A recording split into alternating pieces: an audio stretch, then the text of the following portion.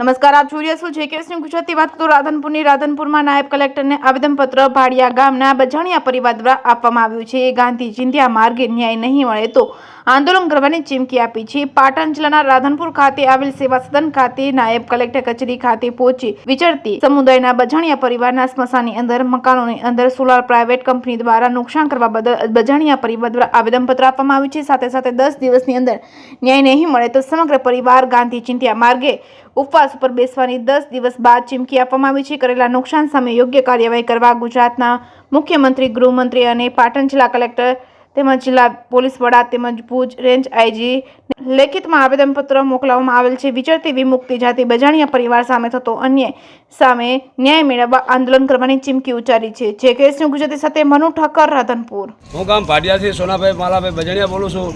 અમારે જે સ્મશાન ભૂમિમાં થોડુંક દબાણ હોવાથી, સોલારના કારણે દબાણ હોવાથી અમારે જે વાયર અંદર નાખવાથી અમને અડચણ થવા ખાતર અમે અરજીપત્ર મોકલી છે। તો અમારી સરકારશ્રીને મારી મહેરબાની હાથાજોડી કરી અને અમારું જે કંઈ દબાણ છે અમારું હટાવી આલે અને નહીં હટાવી આલે તો અમે આંદોલન કરશું અને અપેક્ષા કરશું।